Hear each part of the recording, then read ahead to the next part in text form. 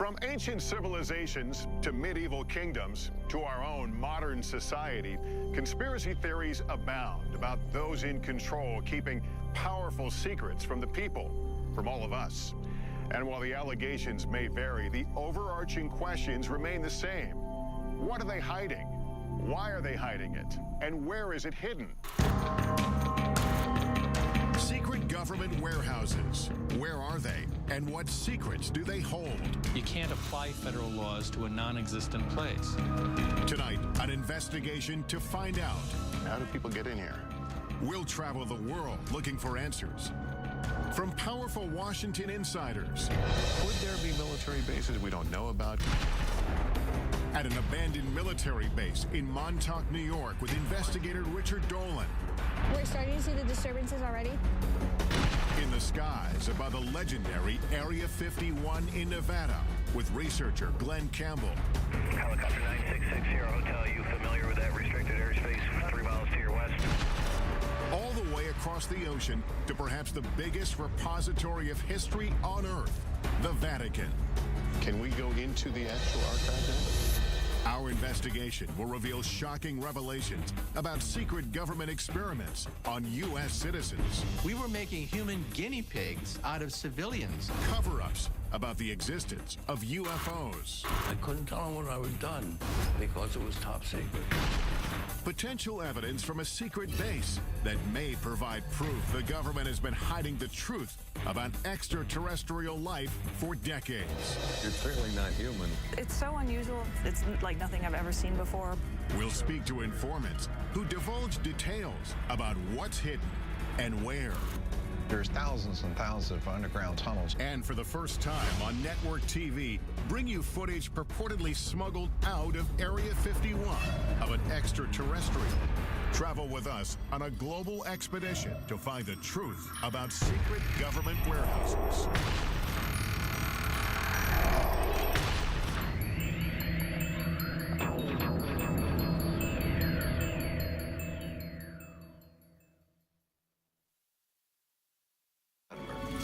Welcome to Warehouse 13.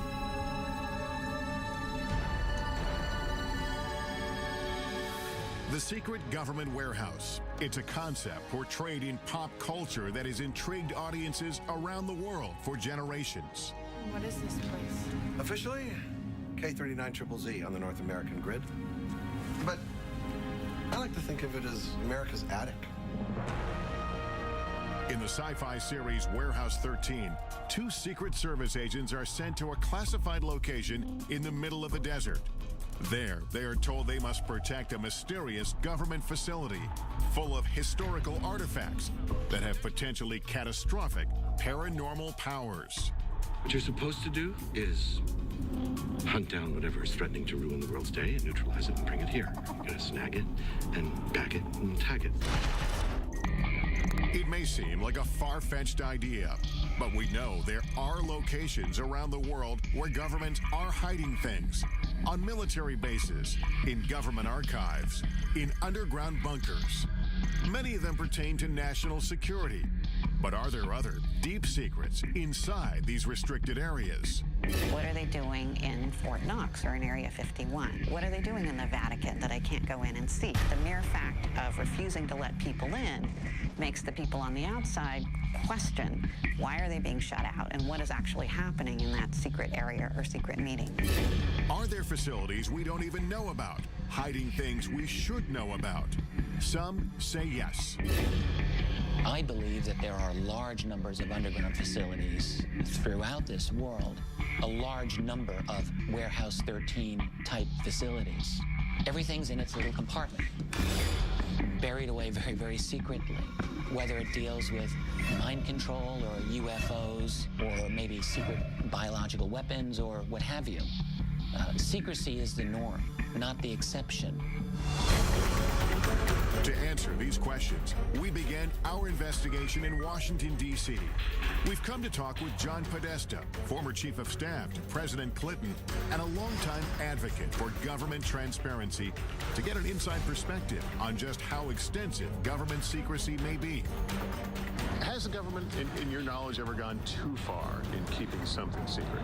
I mean, of course the government can go too far and keep it secret, and those habits kind of die hard. We just need to be observant to ensure that the public gets the maximum information that we can provide it. Is there a sense sometimes that the American public can't handle this information? People who are classifying information think the American public can't really handle it or don't need to know it. But I think over the long term, that's really dangerous. I think the American public can handle the truth. But how much don't we know as a society? There are sensitive operations that are kept secret that is critical to the success of those operations. But having said that, there's a lot that's swept into that zone, which for reasons that really are not about security, but could be done because if the public knew, they wouldn't want it being done in their name. One of the biggest sources of speculation is the existence of still classified UFO files.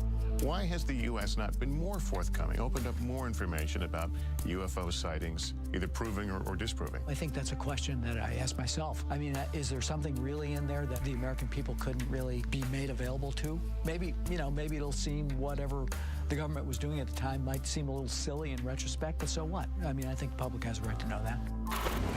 While the U.S. government still keeps UFO documents stashed away at a government facility somewhere, other countries are finally coming clean. In 2008, the UK declassified its UFO records. And for the first time, witnesses, including members of the U.S. military, have been able to publicly come forward with their stories. I couldn't tell them what I had done because it was top secret. Milton Torres is a retired U.S. fighter pilot.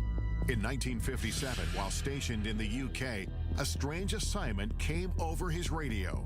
They had informed me that this was going to be an active firing mission. Then they said, this is an unidentified flying object. We want you to shoot this thing down.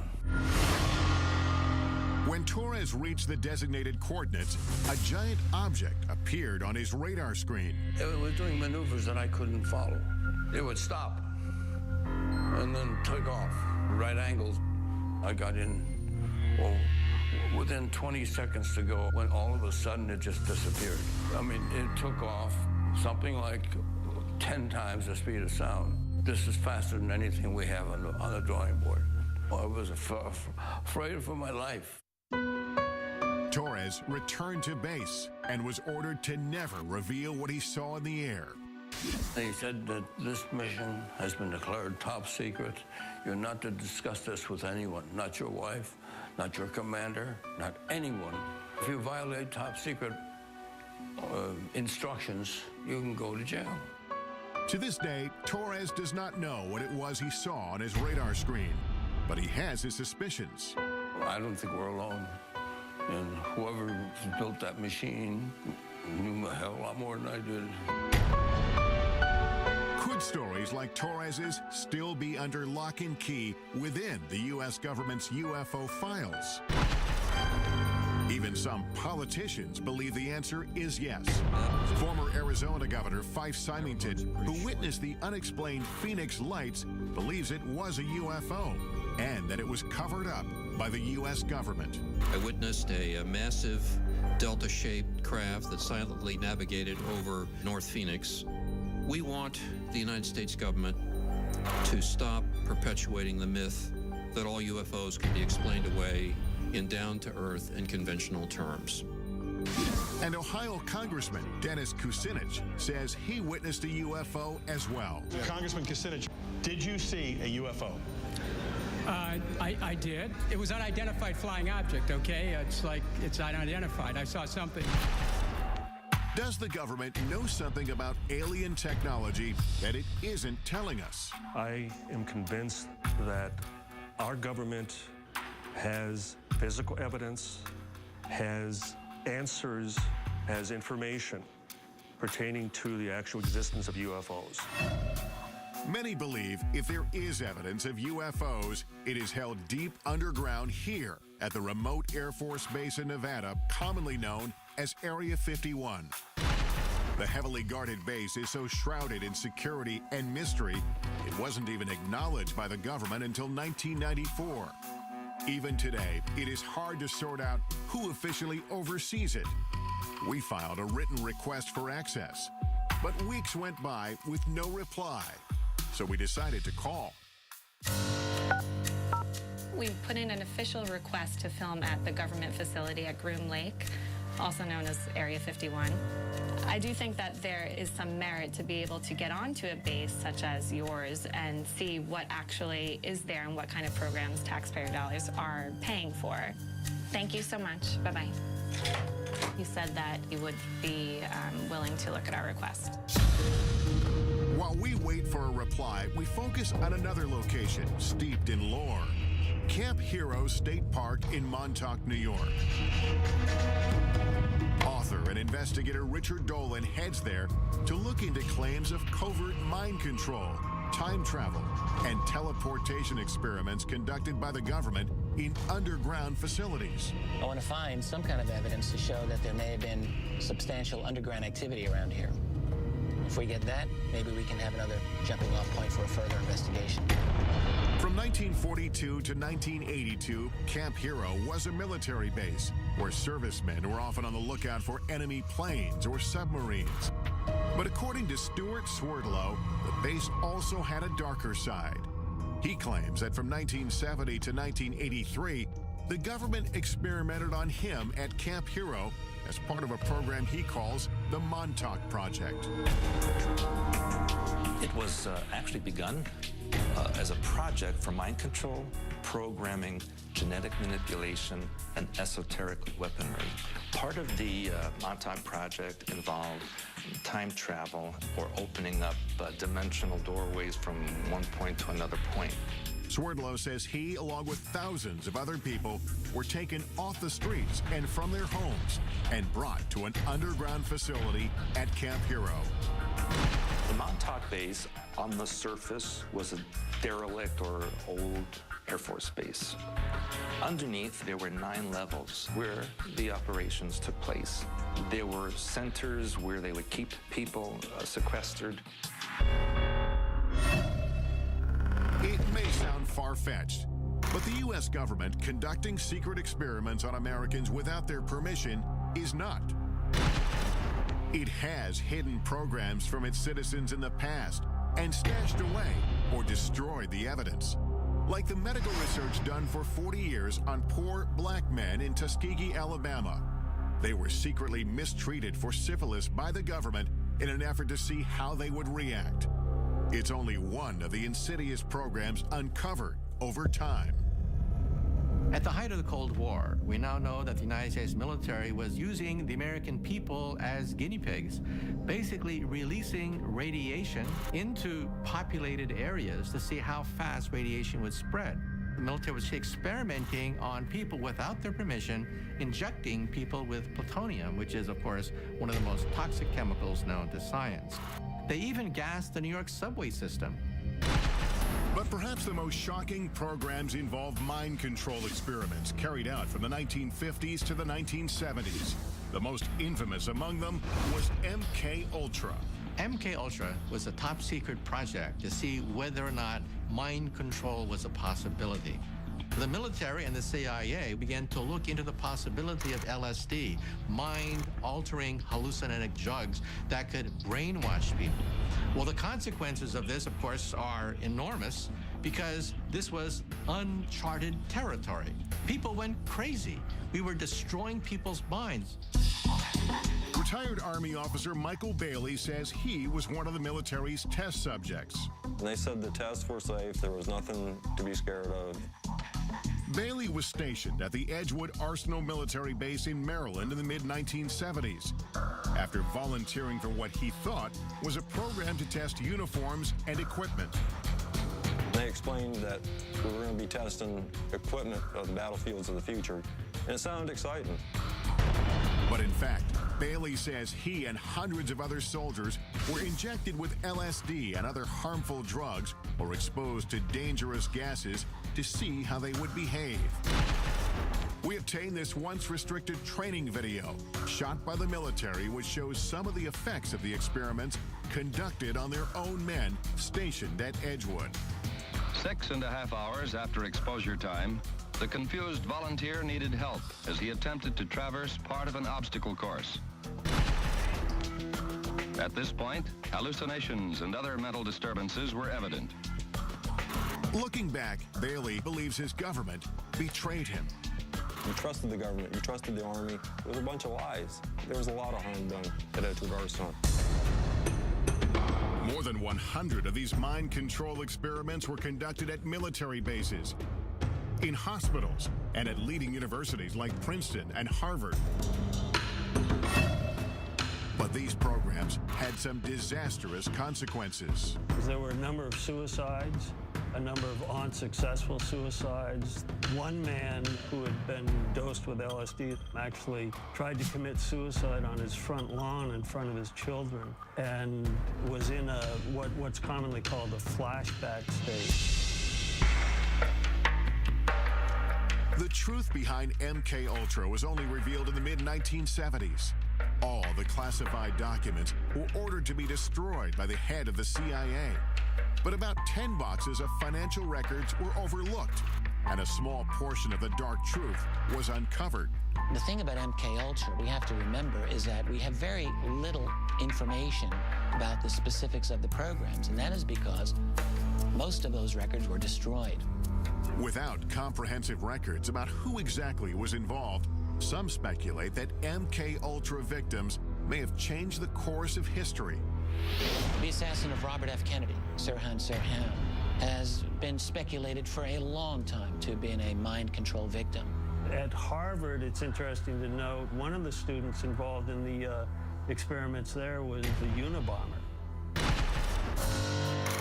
If experiments like MK Ultra took place without public knowledge, is it possible the Montauk Project is another example of a government program that to this day remains classified? We only learned about MK Ultra by accident.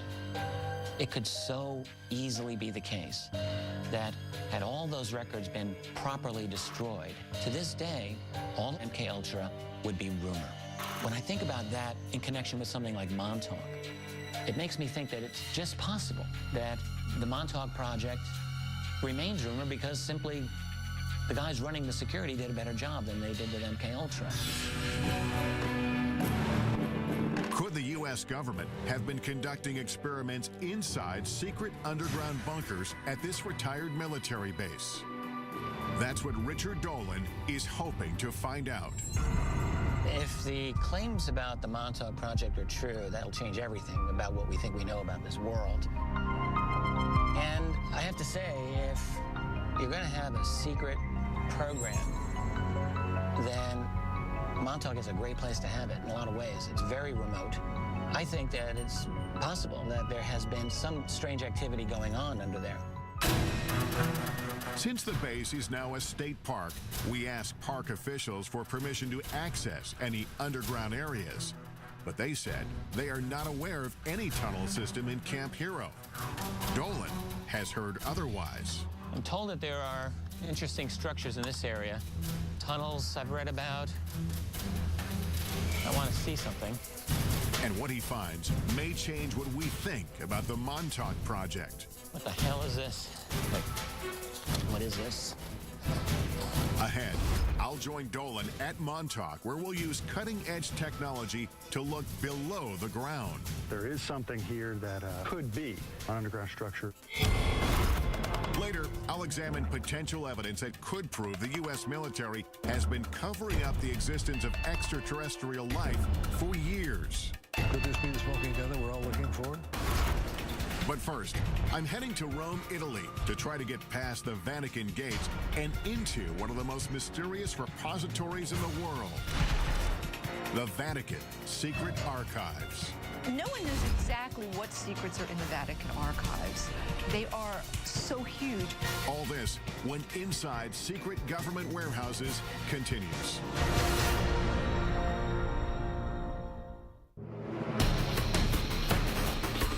Our investigation investigation into the world's most secretive warehouses brings us here to Rome, Italy, home to the smallest sovereign state in the world, but also one of the most influential, Vatican City.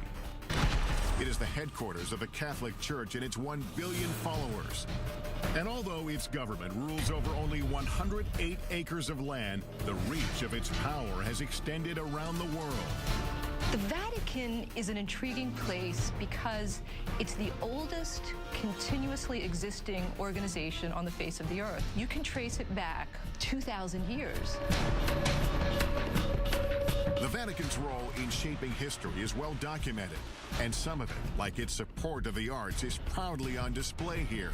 It's one of, if not the greatest, repositories of art, history, tradition, theology, and written material in the world. It is a treasure trove. Behind me are the hallowed halls of Vatican City, and somewhere deep inside, the Vatican's secret archives. 52 miles of shelves holding thousands of documents. It is perhaps the richest repository of history in the world, and yet it is off limits to almost everyone. For years, scholars and citizens alike have wondered what's hidden inside. Is the Vatican guarding powerful secrets? No one knows exactly what secrets are in the Vatican archives. They are so huge, and scholars are rather limited in what they're allowed to look at. I don't know that we'll ever know everything that they have there. The secrecy and lack of access have stoked the interest of academics, writers, and even Hollywood. In the novel and later movie, The Da Vinci Code, it is speculated that the church might be hiding the truth about the bloodline of Jesus Christ. While in the movie Angels and Demons, an ancient document stored inside the archives holds the key to preventing a secret society called the Illuminati from exacting revenge on the Vatican. This way, please. The archives in the movie is a vast, highly secure, state-of-the-art facility filled with millions of documents. The chambers are hermetic vaults. Oxygen is kept at lowest possible levels. There's a partial vacuum inside. Could the real Vatican secret archives be a facility like this one? And could there be documents inside pertaining to explosive subject matter the church may want hidden? Like prophecies about the apocalypse, evidence of a supposed bloodline of Christ, exorcisms, or secret societies. Information that might alter our understanding not just of the church, but of history. Recent discoveries tell us yes. Vatican archivist Barbara Frale found a document buried inside that is key to understanding the Pope's role in the execution of the legendary Knights Templar. Many people believe that Pope Clement V led the investigation into the Templar Knights and disavowed them and led to their downfall. You have found a document. What does that document tell us about the story? In 2001, we found in the Vatican's secret archive an original parchment belonging to Pope Clement V, who asked for a secret hearing for the Masters of the Templar Order, absolving them, as he was convinced they weren't heretics. Now we know that the Church never condemned the Templar Order, and that it was the King of France's act of violence and abuse to cause the closure of the order. Because this document was filed in the archives in a strange way, its existence remained unknown for hundreds of years. This makes me wonder, could there be other documents about other important pieces of history that have not been found? There are still millions of documents which are yet undiscovered in the Vatican secret archive. So what else might be hidden unintentionally or intentionally inside? Much of the speculation about what is intentionally withheld is about end-of-the-world prophecies, like the famous Third Secret of Fatima. It is one of the most well-known and important prophecies to Catholics around the world. The story goes that in 1917, a vision of the Virgin Mary appeared several times to 3 small children near Fatima, Portugal. Today, a site where thousands of the faithful flock each year. During her visits, the Vision is said to have shared 3 secrets about the future. But the Vatican only revealed the first 2. The first one was a vision of hell. The second one had to do with the end of World War I and the beginning of another great war shortly thereafter if Russia wasn't converted to Catholicism. But the third secret was withheld, leaving some, like Fatima researcher Christopher Ferrara, to wonder what it said. In 1960, for reasons unknown, the Vatican let it be known that the secret was going to be placed under seal forever. But on June 26, 2000, the Vatican finally relented under mounting pressure and published a vision. The announcement of a third secret made international news. For years, people speculated that the third secret was actually a prophecy about the end of the world. Today, before 500,000 followers, a Vatican official revealed the secret. The vision showed a bishop dressed in white, shot down by a burst of gunfire. According to the Vatican, the prophecy of the third secret was fulfilled on May 13, 1981. That's when the Pope, interpreted as the bishop in white, was shot here on St. Peter's Square as he waved to the faithful from his vehicle. But there are those who don't believe that explanation. They believe the real third secret may still be hidden inside the Vatican, and that it contains an even more startling revelation. A revelation about a global crisis. The secret involves a crisis in the church and some kind of apocalyptic scenario that affects every man, woman, and child on the face of the earth. I've been granted rare permission to enter the archives with our cameras to see what's inside. The first thing I'm shown is kept in the head archivist's office, and it exemplifies the kind of rich history that's stored here. Explain what this document is we're looking at. This is the letter addressed to Clement VII from the Lords of the English Parliament, in which they ask the Pope to annul the wedding between Henry VIII and Catherine of Aragon. This led to the Church of England breaking away from the Catholic Church, did it not? Si. But not all the documents get such a grand display. Most of them are buried deep inside the main archives facility. The Archives Secretary General, Luca Carboni, has agreed to meet with me and take me into the heart of it all. Can we go into the actual archive now? We go to see the storage of the storage, archives. where the archives the storage.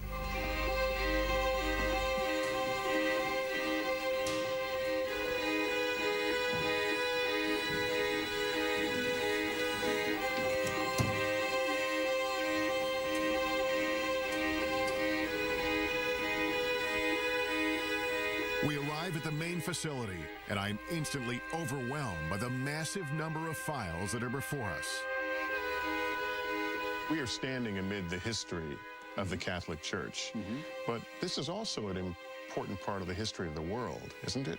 The Vatican Archives is important in the world, unique because we preserve a continuous chronological space of over 800 years, from 1198 onwards. Documents as varied as records of medieval families to letters from the brilliant astronomer Galileo, who had famous battles with church leaders of his time, live on these shelves. So you have a correspondence from Galileo. We have a simple letter to a cardinal from Galileo. So that's Galileo's signature. Galileo's signature from Florence in the 18th of December 1628. There is just so much here. Is it possible that there are things here that even the archivists don't know about? Yes, each day we discover something new or something interesting. When you use the term secret here... Okay, secret means private. Secret in this case doesn't mean things that no one can see. No, only private. Private, but off limits to all but about 1,000 researchers handpicked by the Vatican each year. It's not hard to imagine how documents can get buried in this vast warehouse, either accidentally or on purpose. The Secrets of Fatima, would we find something about the Secrets of Fatima here? No. Here is not preserved. If I don't remember, if I remember well, it's not here. But then, where is it? Are there other secure places within Vatican City? Even within this facility, there are areas that are restricted, like the Parchment Room, holding some of the oldest and most important documents. Can scholars and researchers come here? No. Only the staff of the Vatican Archives. All your parchment are kept here? We preserve 50,000 of single parchment in this room on 2 floors. The air feels different. Is the climate controlled here? Yes, it's under control. And what is in here? Here we have the famous Templar trials. The 3 meters of parchment rolls. But we can't see it? No, it's close. There's no doubt that this repository is one of a kind. But the Vatican has not shown us evidence to prove or disprove the rumors of secret documents being stored inside the archives. So we're headed to Montauk, New York, to look for clues into claims of underground mind control and time travel experiments. And later, we're going to some of the most heavily guarded military bases in the U.S. to investigate reports that proof of alien life is stored inside. All this when Inside Secret Government Warehouses continues. We're on a quest to uncover the world's most elusive government warehouses and the secrets that may be buried inside. Our investigation returns to Camp Hero State Park in Montauk, New York. We're looking into claims about the so-called Montauk Project. The story goes, the radar tower behind me was once the epicenter of the Montauk Project's dangerous mind control experiments, and that 9 subterranean levels beneath the tower housed top-secret technology that transported thousands of people through time and space. But do those underground facilities really exist? According to the United States government, there are no underground facilities at Montauk. Of course, you have to bear in mind that the United States government does almost certainly have many underground facilities that they don't wish to acknowledge. Author and investigator Richard Dolan has agreed to meet me at Camp Hero to take a closer look. Can we establish there's something underground? The thing that I've been thinking about is it's impossible to establish the veracity of the claims of the people themselves, but if we can bring some kind of instrumentation to take a look below the ground, I'm thinking ground-penetrating radar, we might be able to find out one way or the other if there's anything that we can notice. At least confirm some parts of the story. According to Stuart Swerdlow, he, along with thousands of others, were brought here to be programmed or mind-controlled. I was subjected to many types of experimentations, interrogations, indoctrinations. I was used in the time travel experimentation. To do this, Swerdlow says he was sequestered in facilities directly beneath the old radar tower. Deep underground, he says, there were 9 levels of rooms, and within those rooms was a device called the Montauk chair. Looked kind of like a dental chair that the person would sit on. There would be a headset that would go over them. There were huge computer banks around that location.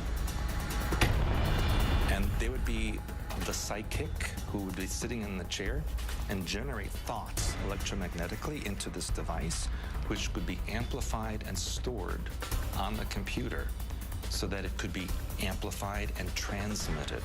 But mind control wasn't the only concept being tested at Montauk, Swerdlow says. According to him, they were also experimenting with time travel and teleportation using strange technology. It's like a huge mirror frame, and in the frame there is technology that creates vibrational frequencies that can match points in time and space, and you literally walk through. And that is how they transported people from Montauk. If Swerdlow's claims are true, it would completely change the way we see the world. Up to this point, time travel and teleportation have simply been concepts explored in pop culture, in movies like The Philadelphia Experiment and Back to the Future. But were teleportation and time travel experiments like these taking place at Camp Hero? We asked the military about the existence of these experiments and underground spaces at this former base. After speaking with several different departments and officials, we still didn't get a clear answer. But theoretical physicist Michio Kaku says time travel and teleportation are not possible with current technology. Claims about the Montauk Project talk about teleportation, time travel. But let's be blunt about this. The United States military, the most powerful military on the planet Earth, simply does not have enough energy to bend space and time into knots. Still, we know the government does have a history of experimenting on unwitting Americans, especially with mind control. So we've brought in the latest technology to help us determine if there's anything underground here. Jamie Harmon and Dan Welch are ground-penetrating radar technicians. The technology they have should be able to detect anomalies underground. I know this is ground-penetrating radar, but explain to me what you can do with this. This orange box here, this is the radar pulses going down into the ground. When they meet something with a different material property, like stone or something metal, we'll get a reflection, which will bounce back to the surface. So if you see a man-made tunnel or something, it would show up pretty clearly on that? Mm-hmm. You know, it takes a little interpretation, but it will show up on the screen. Today, the area around the radar tower is completely off-limits, fenced off with warning signs. The park says it's because of concerns about falling debris, but Swerdlow says otherwise. The reason there's a fence around the radar tower is because underneath there is the main part of the Montauk base. They don't want people going in there. The entrance is sealed. But the park has granted us rare access to the restricted area surrounding the radar tower, with a stern warning not to get too close to the rusting satellite dish. It's pretty strong reflection. Our time here is limited, so we decide to split into two teams. Dolan goes to do a quick pass with his Geiger counter to see if there are any anomalies around the radar tower. It's basically reading at just under 10, which is very low. When he finds nothing strange, he goes to search for potential entrances into any underground spaces. Meanwhile, our ground-penetrating radar team gets to work surveying the area beneath the tower. Turn ourselves around here. And right off the bat, we start to get some strange readings. So, yep, we're starting to see the disturbances already. This is the very beginning of what we were expecting to see for the anomaly. So we know it starts here. Yep, and it's pretty strong. And we're looking at about 10 feet in depth. This being the surface here. So it's a very distinct start to it. Yeah. Mm-hmm.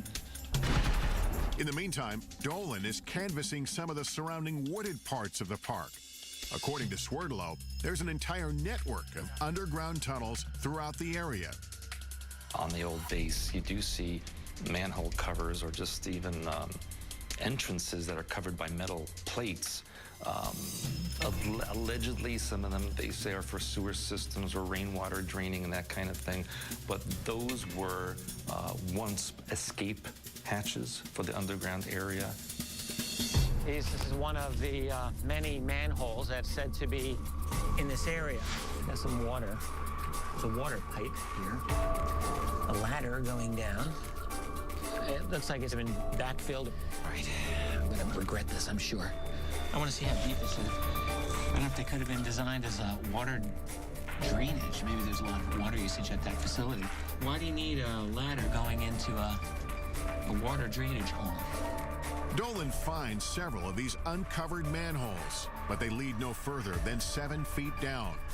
So he returns to check on me and the GPR team, and we are getting compelling readings. We did a number of passes right around this area here, and down about 10 feet or so, it looks like we're getting the surface of something interesting. But you're also seeing it's rather flat. Mm-hmm. It does have a nice flat surface to it. So, given this area here, the topography of this hill, how it slopes down. If something was flat, it might be more evidence that it could be, more man-made. In other words, it appeared that it could be a roof of something that even went below. Sure, could be the top of a, top of an underground chamber. It's the most compelling evidence. Well, it's about par for the Montauk mystery because it gives us a little bit of something, but not enough to really say yes. But here's the deal. It's about 10 feet below us, and if there are 9 levels, apparently we would only see the top level. That's correct, yeah. So there's no way of knowing what would be beyond that. What the GPR technology has uncovered may be just a first step to determining if there's anything underground. But without the park's permission to start drilling, there's no way to be certain. But that doesn't mean our investigation ends here. We still have one more place to look for proof of underground facilities in the area. The tunnel systems that exist under the town of Montauk and Montauk Manor still exist. These locations have tunnel systems that go towards the Montauk base. We've come to the Montauk Manor, an old hotel built in 1927, to see if we can find these supposed underground tunnels and whether they lead to Camp Hero 5 miles away. So what is this place? These are the access tunnels, like the foundation of the Montauk Manor and Building 27. And the tunnels go for quite a ways. Jimmy Hackett works at the manor and has been exploring these tunnels for decades. Have you gone through the whole route of I've gone through a big portion of it, but there's still some unexplored sections back there that I haven't been through. Have you ever explored Camp Hero? Yeah, I did. Actually, when we were younger, we played up there while it was actually a working Air Force base. We found, I don't know what you call them, but they were tunnel-like. We'd climb down metal rebar ladders into these square tunnels. Are those the manholes that we're talking about? These are different? Yeah. These are cement square with metal lids. And those are now sealed over? Yes. Yeah, I've heard they were filled with cement. But there are tunnels under Camp Hero? Yes. We start to make our way through these tunnels. They quickly get lower, narrower, and harder to navigate, with no end in sight. No, we can get through here. Yeah, we can get through. Alternate. Yeah. A lot of cobwebs down here. A lot of cobwebs, it just keeps going. Turns around to the right. Oh, great. This could go on forever. Okay, come on up here and take a look at this. We finally get to a point where it is no longer possible for 2 people to keep moving forward. He's gone ahead a little bit to see exactly how far it really goes. I can't believe it goes this far. Neither of us can figure out why you would have a crawl space of this length under this building. Richard, can you hear me? My way back here. I couldn't find the end of it. I'm here. It's very, very long. And one end is a dead end, but then it branches off and it goes into several different directions. I could imagine people getting temporarily lost down there anyway. I think as far as either of us goes right now? I think so, yeah. These seemingly never-ending tunnels add another dimension to the Montauk mystery and keep the story alive. We may never know the truth about the Montauk Project or about what may have taken place here at Camp Hero. What we do know, of course, is that military bases here in the U.S. and around the world are ideal places to hide classified projects. And that's exactly where we're headed next, to 2 of the most secretive, heavily guarded military bases in the country. Our first stop is Wright-Patterson Air Force Base in Ohio. Could the potential evidence we uncover there prove once and for all the base has been engaged in a cover-up of alien life? He says, forget you ever seen this, forget you ever worked on it, don't talk about it. And later, we'll head for the skies in an effort to get the closest look possible at Area 51, where alien technology and life is said to be stashed away. All this when Inside Secret Government Warehouses continues.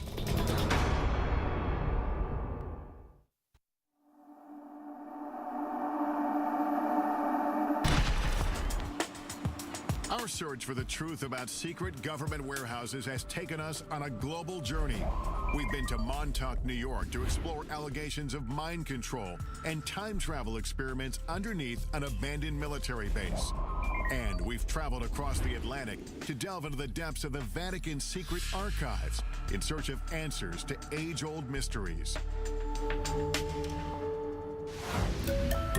As our investigation deepens, we check in at our nation's capital, where we are still looking for answers and access. We made that request via fax 4 weeks ago, and we haven't heard anything back. We would love an opportunity to go to the facility and tour it. For weeks, we've been calling the Air Force requesting permission to get inside Wright-Patterson Air Force Base in Ohio, and what may be the most secure military base in the United States, the legendary Area 51. Oh, you've never allowed visitors out there? After phone calls to multiple government agencies, we finally reach an Air Force representative who agrees to review our request one more time. Thank you so much. I would appreciate that. The Pentagon's reluctance to let us into these military bases only fuels our curiosity. Could they be hiding more than military secrets inside? And are there other bases, or even warehouses like the one depicted in the sci-fi series Warehouse 13 that we don't even know about? And that is exactly what we do here. Take the unexplained, and we just safely tuck it away in this supersized Pandora's box. Change the environment. Washington insider John Podesta says the idea of a central warehouse is a myth. There's, of course, not one single place that classified information is distributed across the country and across the globe. Could there be military bases we don't know about? Could there be places underground? Well, if we don't know about it, how do we know? Officials at Wright-Patterson Air Force Base declined our request for an interview. But we are able to speak with Congressman Michael Turner, who represents the Dayton, Ohio district where the base is located. Wright-Patterson Air Force Base is known as the largest Air Force base in the world. It has over 20,000 people who work inside the fence, largely in research and development. It has been involved in every plane for the military, starting with the Wright brothers plane, going straight through to stealth. Turner acknowledges Wright-Pat's classified research has inspired theories about extraterrestrial technology stored on base. Whenever you have a base, it's 8,000 acres and only 10 planes. There's a lot of research and development that's going on, and there's a lot of speculation. Speculation fueled in part by Wright-Pat's role in the infamous Roswell incident of 1947. The government has issued at least 4 different official explanations about what actually crashed in the New Mexico desert. And while theories may vary, certain facts are indisputable. A declassified FBI memo dated July 8, 1947, indicates the wreckage purporting to be a flying disc was secretly flown 1,500 miles to Wright Field by special plane for examination.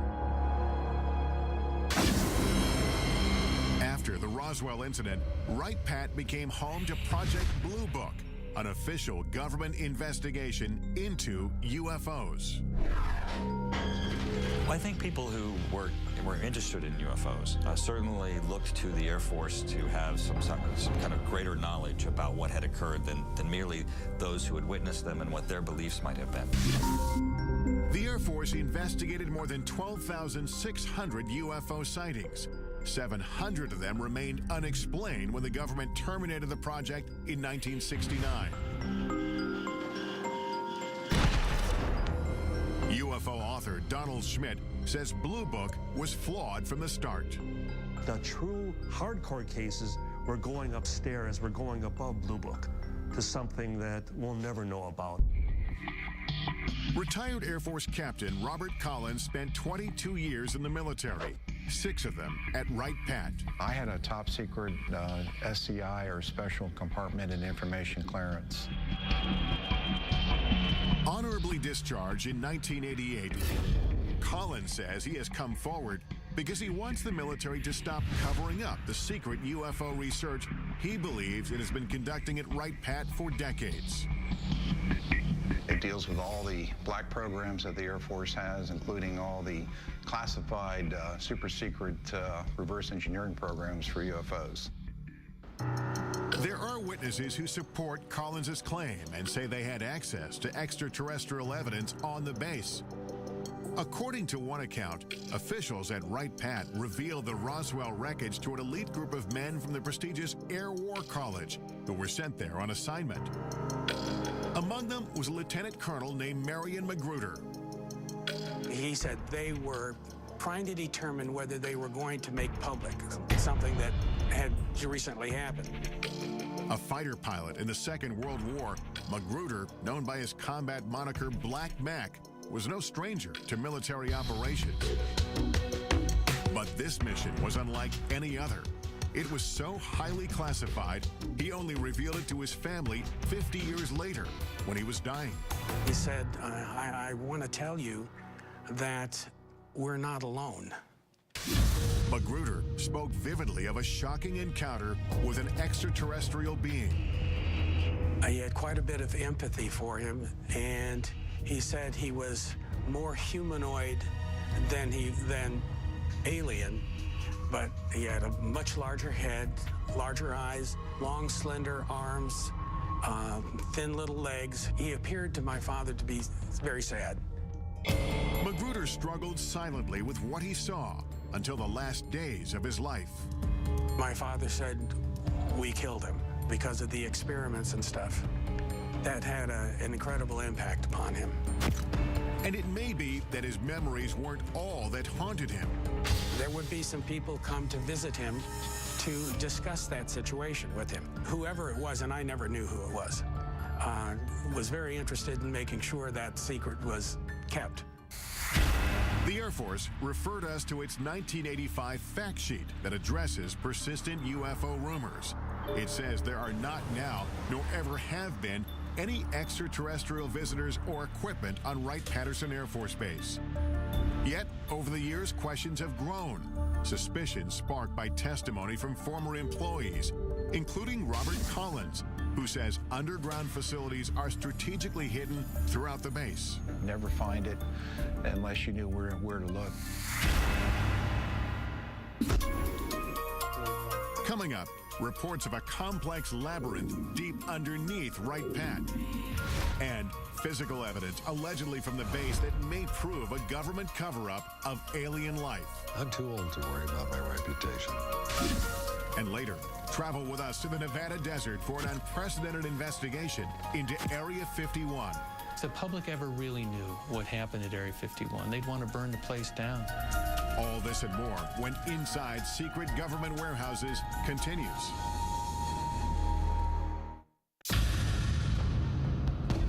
We've come to Wright-Patterson Air Force Base in Dayton, Ohio to investigate the truth about what may be hidden inside. Is this base ground zero in a government conspiracy to cover up evidence of alien life? Many UFO researchers believe so. They have the proof. They have the physical evidence. To this day, everything still points to Wright-Patterson Air Force Base. According to retired Air Force Captain Robert Collins, the next building is 620. These civil engineering drawings show entrances to a massive complex of tunnels and vaults located under the base, which leads to a set of stairs. Combining data from 25 years of research with information leaked to him by unnamed sources, Collins describes what he believes is under the surface. All these tunnels and vaults are completely independent of anything else in Wright-Patterson Air Force Base. 60 feet down below ground. And then there's a limestone rock bed, which is anywhere from 10 to 15 feet thick. So you may be as far down as 70 feet. You're looking at probably the size of a couple football fields at least in length. There's roughly 4 big vaults. They're about 100 by 100 feet in size. They got carpeting on the floor of the tunnels, and you could drive a pickup truck through them. Collins says the most remarkable secret isn't the underground complex itself. It's what he says the Air Force was and possibly still is hiding inside. The things that were stored in these vaults were, of course, bodies, alien bodies, all the cryogenic equipment used used to support and maintain and preserve those bodies, and medical examination tables and biological testing equipment. The Air Force denied our request for an interview with a representative from the base. But local Congressman Michael Turner says plenty of classified information is at Wright-Patt, and it's all with good reason. A lot of the things that are going on at Wright-Patterson Air Force Base are secrets that need to be protected. There are things that are in development, research that we're doing, possibly for capabilities for us in the future, or even how we're looking at our potential adversaries. A statement issued to us by the base says the evolution of virtually every Air Force aircraft flying today can be traced back to Wright-Patt. They tell us current developments include material that can sense and then heal its own cracks, as well as bird and insect-sized aircraft capable of swarming. One of the few reporters allowed on base to investigate the legends of UFOs at Wright-Patt is Emmy Award-winning newsman Carl Day. An awful lot of unanswered questions. And tonight, we're going to try and sort out facts from fiction. And they said, well, come on in and look and see if you find anything. This is at the invitation of the Air Force. Aware of reports about underground chambers, Day asked to be escorted to the lowest level of Building 620. The tunnel that I went through was certainly not big enough to drive a truck through, and we had to duck down in these tunnels because they were very low. While Day didn't find hidden tunnels, he uncovered something even more shocking. It was a small mandible, which is the lower jaw of something. In the course of his reporting, Day met a dental technician from a Veterans Affairs hospital 15 miles outside of Wright-Patt, who said he had worked on a strange impression of a mandible brought from the base. At the time, the man was so afraid to tell his story that he didn't reveal his name or face. Never seen anything like this before in human or animal. Neither one. Today, at 81 years old, John Musgrove speaks undisguised for the first time. I'm not going to be around too many more years, and I'd like for this story to be out, you know, because I don't think the federal government is ever going to come out and say, yes, there are aliens and they are visiting us. Musgrove says that in October of 1979, two uniformed men he recognized as officers from Wright-Patt came to the VA hospital to obtain a cast of a dental impression. There was no blood and saliva. It was just dry as a bone. And I noticed right then and there I had something unusual. I thought to myself, my God, what have I got here? When Musgrove finished the assignment, his boss made it clear not to speak of what he saw ever again. He raised his hand up like this with the impression, looked at me and crushed it and threw it into the trash. And that's when he says, forget you ever seen this, forget you ever worked on it, don't talk about it. The impression was broken, but Musgrove dug the pieces out of the trash and put it back together so he could duplicate the cast. Convinced the mandible came from a skeleton stored at Wright-Patt, Musgrove gave a copy of the cast to Carl Day to investigate. But the case went cold when nobody Day showed it to could identify its origin. I didn't want anything to happen to it, just in case. So it's in a safe deposit box. And I've got the key. Day agreed to retrieve the mandible from his personal repository. There it is. This is the first time it's ever been shown on national television. I would love to know if this is indeed representative of true aliens' lower jawbone. You can imagine how small the head must have been. 30 years after the cast was made, pressing questions remain. Could this be the smoking gun that we're all looking for? And final proof that indeed we're being visited by aliens? It proves one thing, there's something other than human and animal. Coming up, does this mandible hold the secret to extraterrestrial life? A leading dental anthropologist weighs in. And that's not even close. Right. But first, join us in the Nevada desert. Doesn't it make you wonder what's in there that has to be so secret that they kill? As we examine exclusive video that may expose what happens inside the most secretive military base in the United States. when Inside Secret Government Warehouses continues.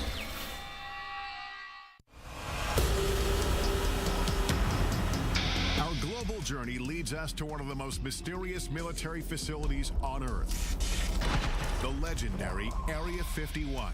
Area 51 is a black facility, which means it was created to deny its very existence. You can't even approach it. It's so heavily guarded. So it's really hard to know exactly what the government is doing. Government secrecy surrounding Area 51 has made the base so notorious that it's even depicted in blockbuster movies like Independence Day. In the film, Area 51 is portrayed as a massive UFO research complex, complete with flying saucers and alien bodies. After repeated requests for access to Area 51 or a representative, we're turned down. May I ask why we're being denied access? The Air Force issued a statement saying the area is used for testing and training for operations critical to the effectiveness of U.S. military forces and the security of the United States. And some specific activities and operations, both past and present, remain classified and cannot be discussed. Undeterred, we hit the road to find out as much as we can without breaking the law. I'm now driving through the Nevada desert a couple hours north of Las Vegas, heading to the legendary Area 51, a place that perhaps holds some of this country's biggest, deepest military secrets. And what exactly goes on there has been the source of a lot of speculation. As local tourism shows, most of the speculation centers on extraterrestrial projects, reports of warehouses dug deep into the mountainside. There's some sort of earth-moving activity taking place in that area. Where some claim scientists are conducting reverse engineering on alien spacecraft. It was hundreds of thousands of years ahead of our technology. And most shocking of all, potential evidence that may confirm extraterrestrials exist and may have been held on the base. All claims we'll look into in the course of our investigation here. Area 51 has been veiled in secrecy since its inception. Established in 1955 as a covert test site for the U-2 spy plane, its purpose was to hide military projects. It was a place that was preoccupied with maintaining total secrecy. And secrecy then became its mission. The remote desert location, labeled number 51 on this 1950s map, seemed to be the perfect place for a black facility. But as the base infrastructure and activity grew, information began to leak out.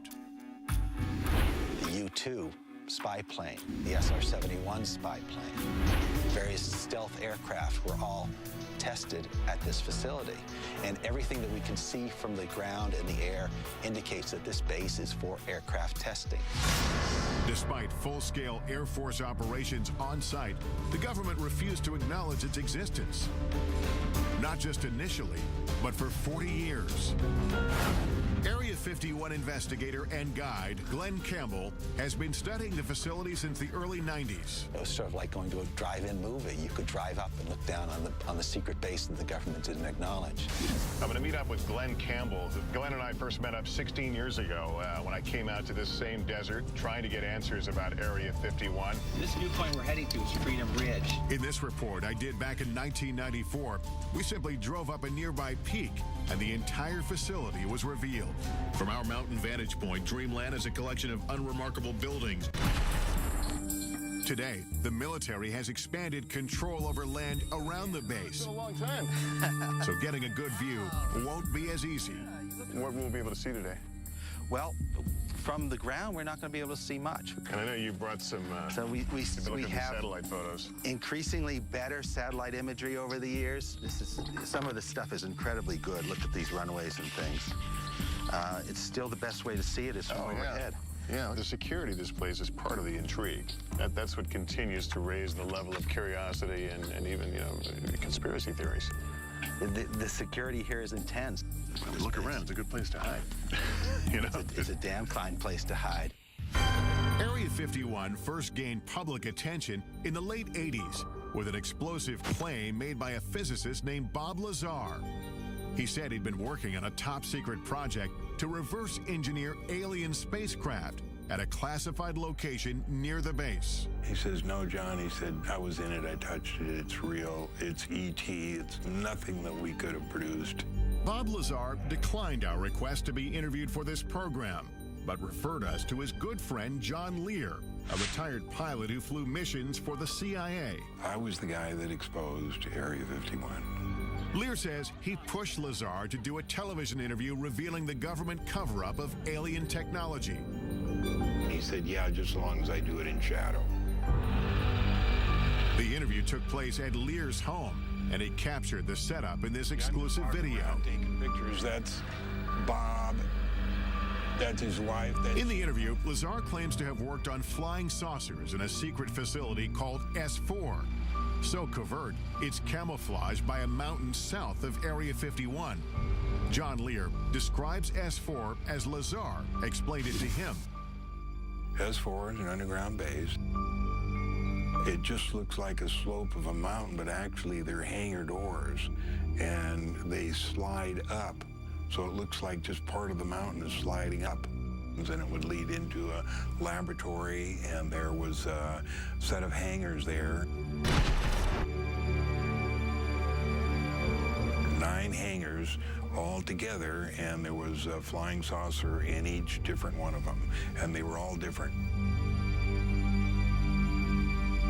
Right, straight down the road.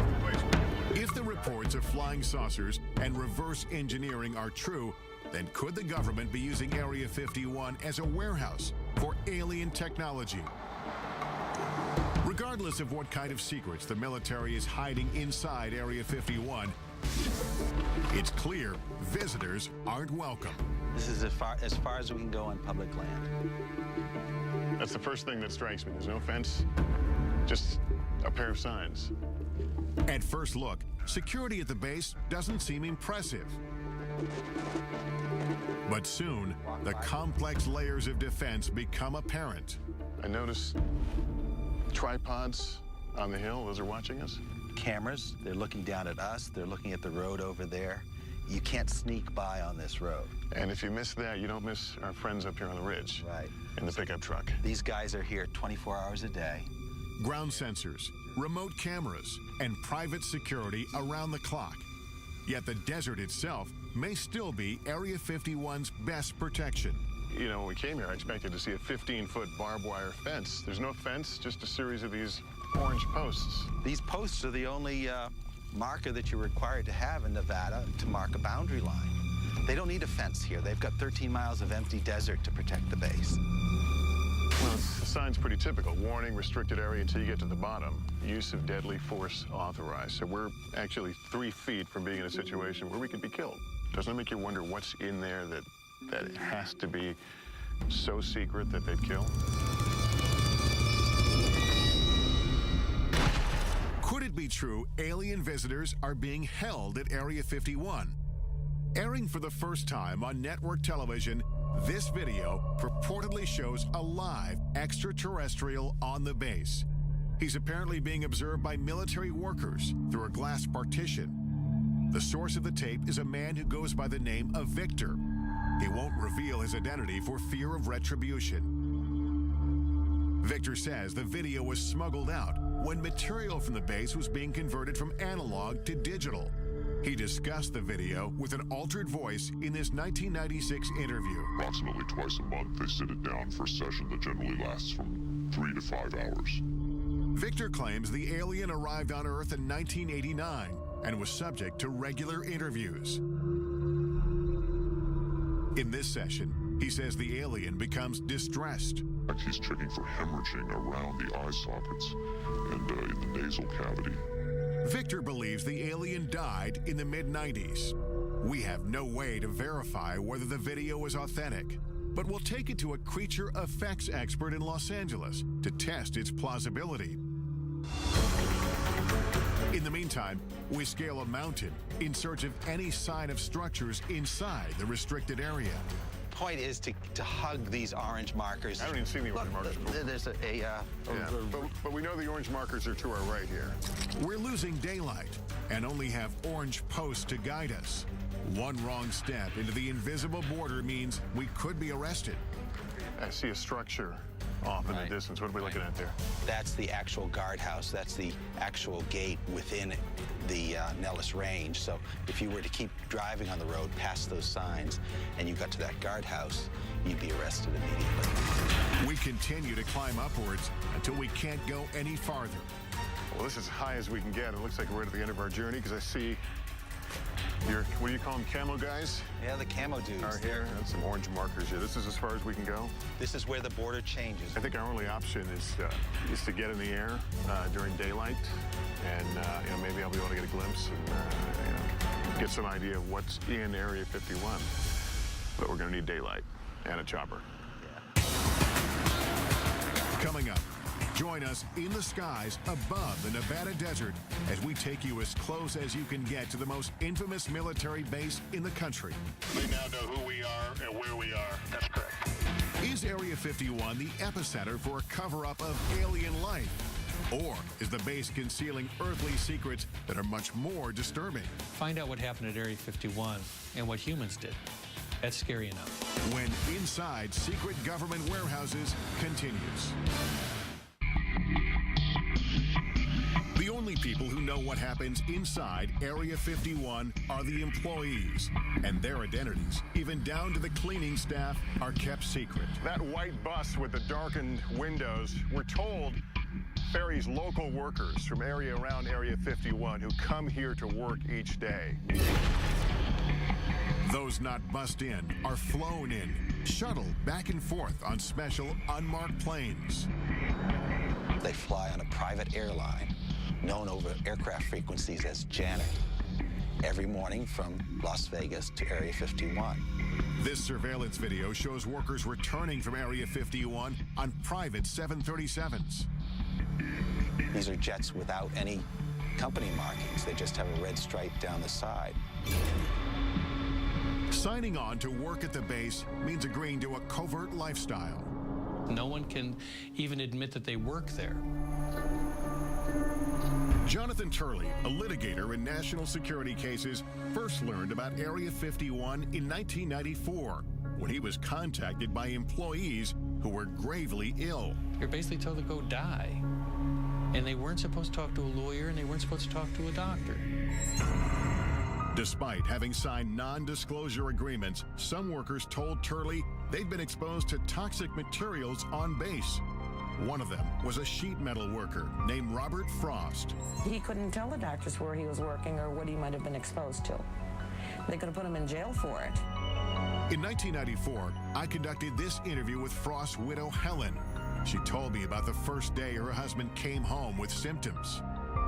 He walked in a door and he was screaming. I looked at him, his face was bright red, and all the skin was peeling off of his face. Turley filed a lawsuit accusing the military of poisoning Area 51 workers through blatant negligence by recklessly disposing of hazardous waste. They dug a football field-sized trench, and they would fill it every week with all types of hazardous and toxic wastes. And then they would just dump jet fuel on it and set it on fire.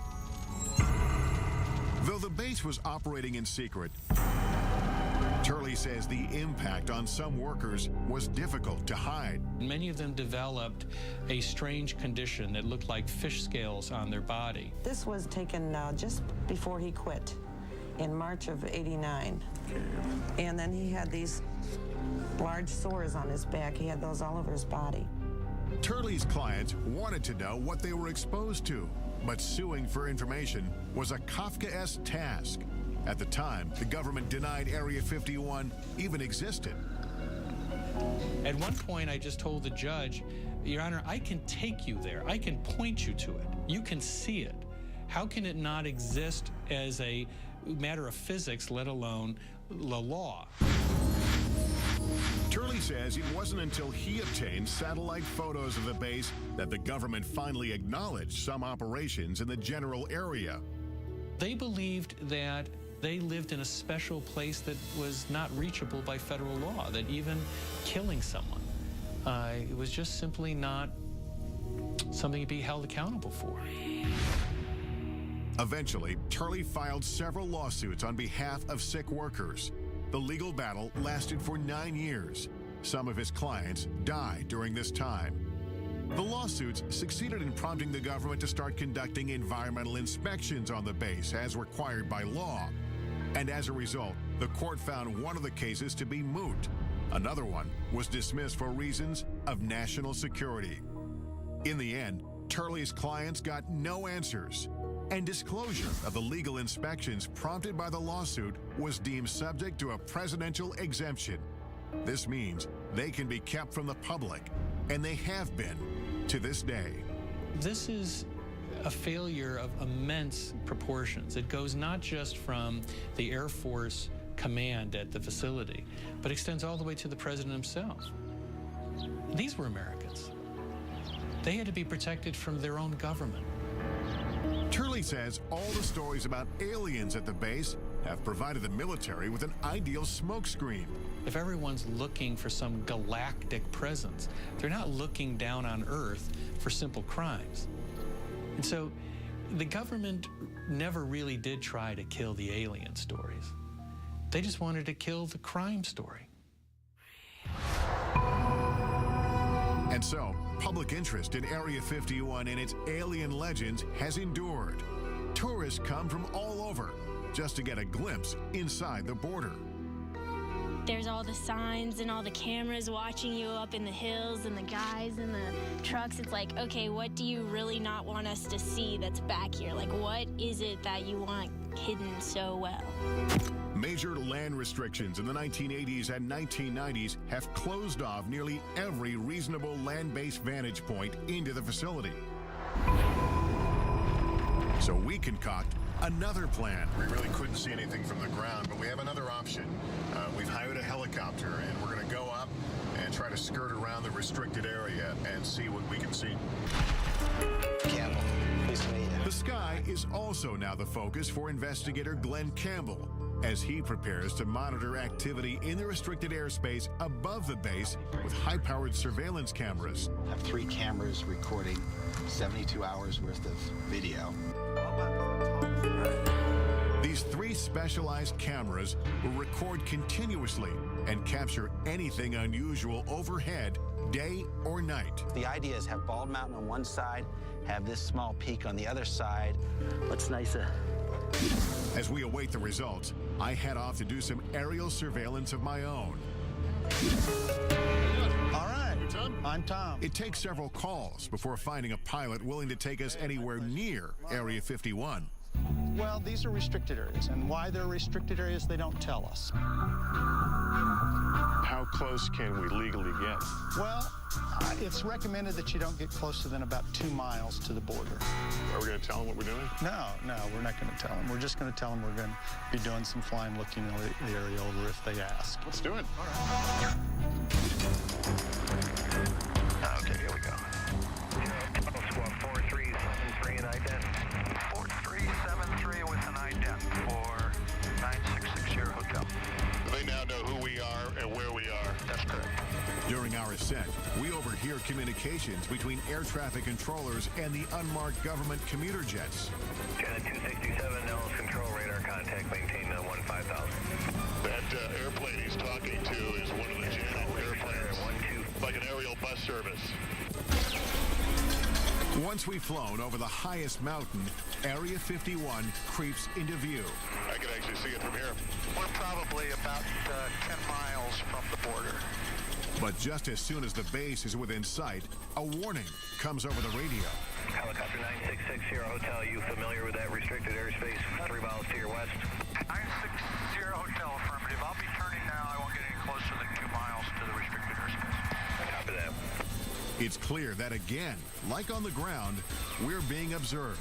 We are as close as we will be allowed to go to Area 51. This place is so restrictive that we legally can't even point our cameras in the direction of the base.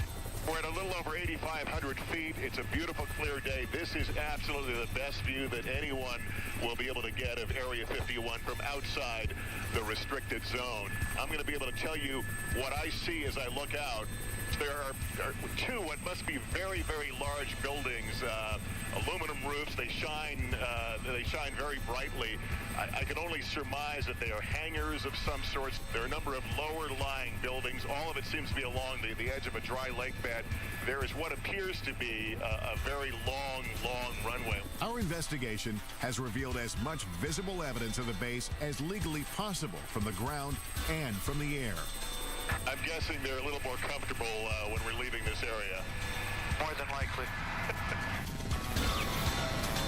And if we've learned anything, it's that the government is intent on keeping what's hidden inside this legendary military base a secret.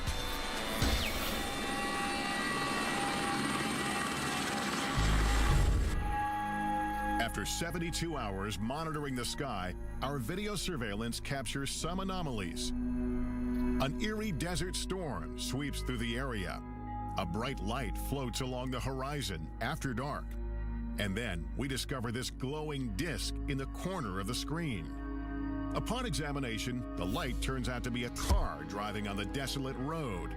The disc, however, remains unexplained. Campbell says it could be the moon. When you come to the desert and you look up at the night sky, you see more stars than you would ever see anyplace else. When you look up at all those million points of light, you got to be crazy to believe we're alone in the universe. Coming up, our investigation continues as we travel from coast to coast to analyze the evidence we've discovered on our journey. What will the purported alien interview video from Area 51 reveal? And could this mandible support theories of extraterrestrial life? It's like nothing I've ever seen before. Answers coming up next on Inside Secret Government Warehouses.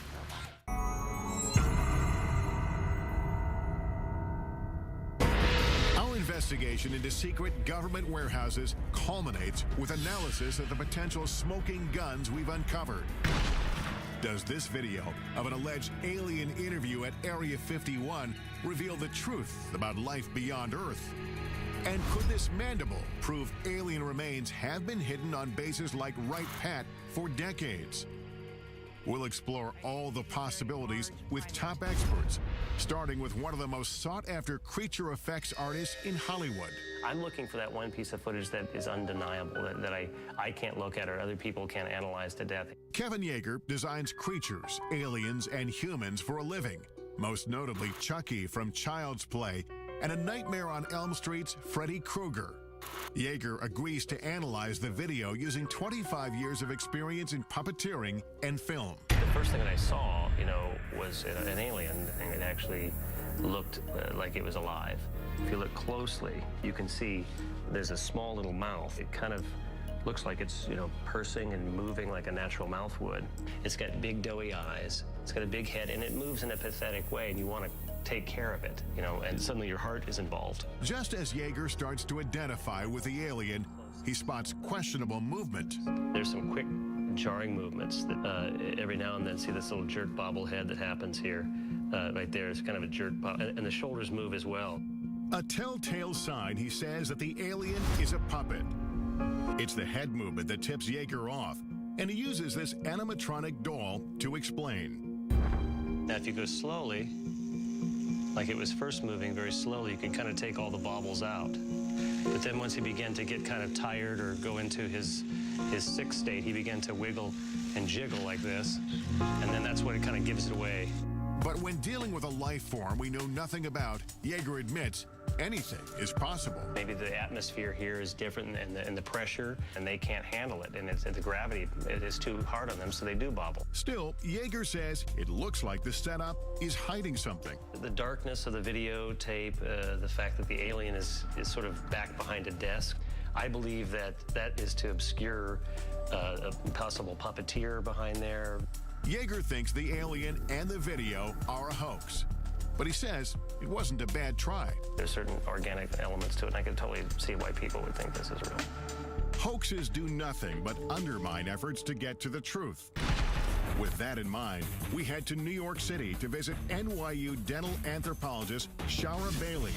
She has been studying the mandible we obtained during our investigation at Wright-Patterson Air Force Base. The jaw shape is what struck me first, because the shape of this jaw is very narrow in the front part, and then it kind of dips in here, and then it's very wide in the back. And this is very unusual for a primate. It makes this curve and then comes out. Yeah, it's kind of like an S curve, I guess you might call it. And certainly our teeth and jaws don't do that. No, they don't. Dr. Bailey has 2,000 primate casts, one of the largest collections in the nation, and she's compared the mandible to every single one. Can you say with any fair amount of certainty that this is not from a primate? Yes, I would put my career on it that it's not from a primate. Although Bailey can't match the mandible to anything she's ever seen, her examination of the cast does reveal new information. The cast was made from a skeleton. And this is of a living person. Because we see the gum here? Yeah, you can see the gum, and you absolutely can't see the gum here. The creature lost its teeth after it died. And there are also crypts. You can see that where the teeth might have been. The remaining teeth show it was an omnivore. It's something that eats both flesh and vegetables. And dimensions of the jaw indicate the size of the creature itself. This is a macaque, but it has a jaw similar in size to this. And so whatever this creature was, it was the size of a small dog. And the skull size would be similar as well to match this? Yeah, there's a very good correlation between jaw size and skull size. The cast has some characteristics that strike Bailey as peculiar, including signs of being scraped with a tool. It's definitely been modified. So that I can tell you. Whether it's authentic and it was modified for some other reason, it's very hard to tell.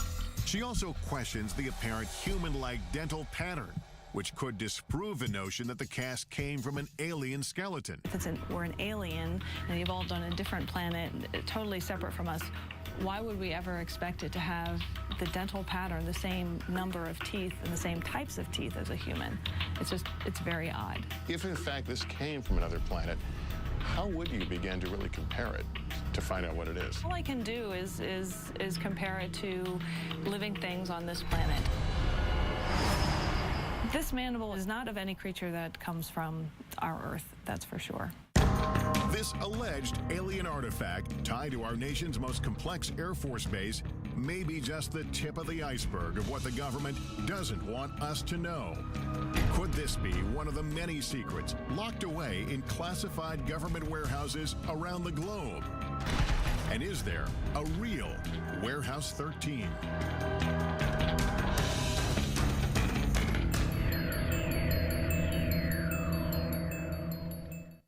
In the end, we can't say for certain what's below ground or hidden behind closed doors. What we do know is that there will always be information those in power don't want us to know about. And as a society, we have the right and the responsibility to keep asking, to keep pushing, to discover what they don't want us to know and why. I'm Lester Holt. Thank you for watching.